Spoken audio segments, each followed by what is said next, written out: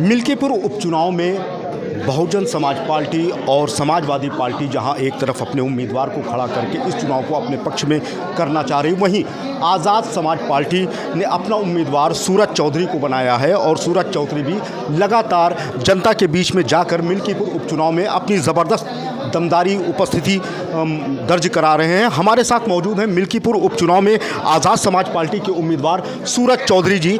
आइए उनसे बात करते हैं किन मुद्दों को लेकर वे जनता के बीच में है। चूँकि अपने दर्शकों को ये भी बता दें, एनबी भारत के जो दर्शक हैं हमारे, उनको ये भी बता दें कि सूरज चौधरी जो आज़ाद समाज पार्टी के उम्मीदवार हैं, ये एक समय ऐसा था कि जब ये अयोध्या के सांसद, समाजवादी पार्टी के वरिष्ठ नेता अवधेश प्रसाद के बड़े करीबी माने जाते थे। लेकिन जब इनको टिकट नहीं मिला समाजवादी पार्टी से और अवधेश प्रसाद के बेटे अजीत प्रसाद को समाजवादी पार्टी ने अपना उम्मीदवार बनाया, उसके बाद में इन्होंने बगावत का बिगुल फूंका और आज़ाद समाज पार्टी से उम्मीदवार बने। आइए उनसे बात करते हैं किस तरीके की वहाँ पे क्या चुनावी माहौल है और जनता का रुझान जो है वो त्रिकोणीय हो चला है या आमने सामने भाजपा और सपा है? अब त्रिकोणीय नहीं होने जा रहा है। कल 29 तारीख को 5 नंबर टेबल पे माननीय चंद्रशेखर जी आ रहे हैं और उसमें जन सैलाब आने जा रहा है। और ख़ास बात यह है कि वो जो भीड़ है वो किराए की नहीं है, मिल्कीपुर के वहाँ की युवाओं की है।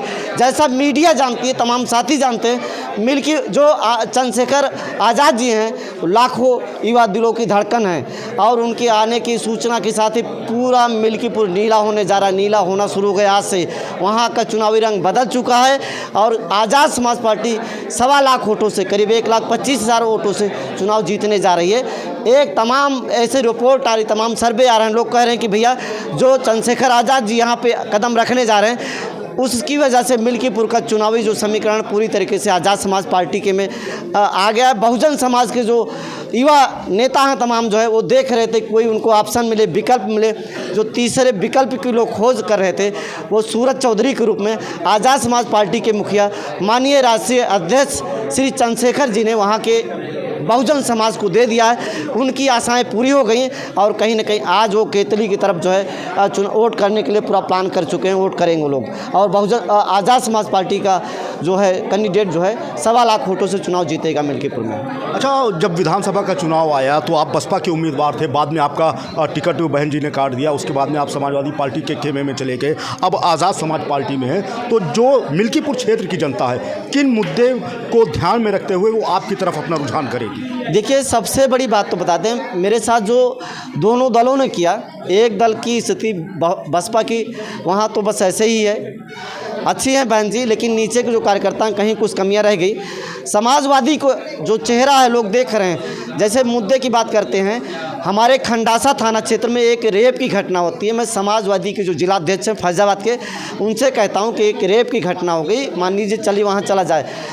ऐसे एक सतीश चौधरी था, वहाँ पे घटना हो गई तो माननीय सांसद जी 1 हफ्ते तक नहीं गए।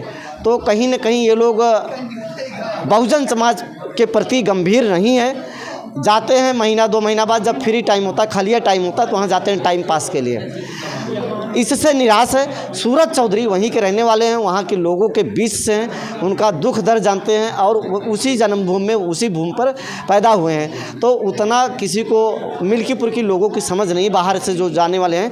सबसे जो खतरनाक बात है, सूरज चौधरी वहीं मिल्कीपुर का स्थानीय निवासी है, वहीं का बासिंदा हूँ मैं। और जो अजीत प्रसाद हैं वो लखनऊ रहते हैं और ये आज़ाद उसके समाजवादी पार्टी के कैंडिडेट हैं। ये वहाँ पे कुछ किए नहीं हैं, किसी से मिले जुले नहीं हैं। इनकी पहचान सिर्फ ये एक सांसद के लड़के हैं जो अयोध्या सांसद के नाम से मतलब लोग जानते हैं उनको, तथाकथित हैं। तो और दूसरे हैं तथाकथित बेटे हैं, नहीं, तथाकथित राजा, अयोध्या के राजा के बेटे हैं, तथाकथित राजा हैं वो। अगर कहीं त्रुटि हो तो उसको सुधार कर दीजिएगा। और दूसरे जो हैं बीजेपी के जो कैंडिडेट हैं वो विधानसभा कहीं बाहर के हैं और उनका कारोबार बाहर फैला हुआ है। तो यहाँ का लोकल जो वहाँ की जनता है ना, वो अभी तक चाहती थी कोई हमारे बीच का प्रत्याशी हो। सूरज चौधरी को पा करके एकदम वो गदगद हैं। और इस बारी मुद्दे क्या हैं? मुद्दे अभी तक केवल आपने बताया कि जो दलित समाज का उत्पीड़न हुआ है, केवल क्या यही एक मुद्दा है मिल्कीपुर के उपचुनाव में? भैया आपको हम क्या बताएं, बीजेपी के लोग मंदिर मस्जिद और धर्म की राजनीति करते हैं और समाजवादी के लोग पीडीए की बात करके और पीडीए के लोगों का शोषण करते हैं अवधेश प्रसाद जी से। और मिल्कीपुर का जो लोकल इशू है, आप पत्रकार साथी हैं, बड़ा अच्छा किया कि इस मुद्दे की बात की। उस मुद्दे को बात करके कोई राजी ही नहीं है। वहाँ का मुद्दा है, वहाँ मिल्कीपुर की जनता सांड से परेशान है, इसमें कहीं कोई कमी नहीं है। एकदम पूरा दुखी है मिल्कीपुर के लोग जो है। जगह जगह हर खेत में आपको करंट लगा मिलेगा। रात में सांड रखाते हुए लोग मिलेंगे। रोड पे सांड ही सांड नज़र आएंगे। तो एक तो सांड वहाँ का मुद्दा है। दूसरा मुद्दा है, तमाम पढ़े लिखे लोग रायबरेली ब्रिज के नीचे काम करने के लिए, काम भी सम्मानजनक नहीं, लेबर दिहाड़ी मजदूरी ऐसा काम करने के लिए बाध्य हैं, क्योंकि उनके पास अच्छा रोज़गार नहीं, समुचित रोज़गार उनके पास है नहीं।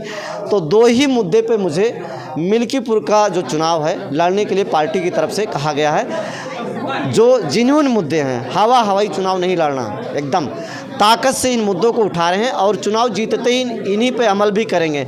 जैसे मेरा कहना है कि वहाँ के पढ़े लिखे युवा भटक रहे हैं और बाहर के लोग जाकर के वहाँ ठेका पट्टा करें, तो उनको भी ऐसे ठेके पट्टे में प्राथमिकता दी जाए। तो जाहिर सी बात है, मिल्कीपुर उपचुनाव के इस महासमर में जहां आज़ाद समाज पार्टी के उम्मीदवार सूरज चौधरी ने बेरोज़गार युवाओं को रोज़गार देने का मुद्दा उठाया है, और जो खेतों में आवारा पशु हैं उनकी रखवाली से जो किसान हैरान है, परेशान हैं, उनसे निजात दिलाने की बात वो कह रहे हैं।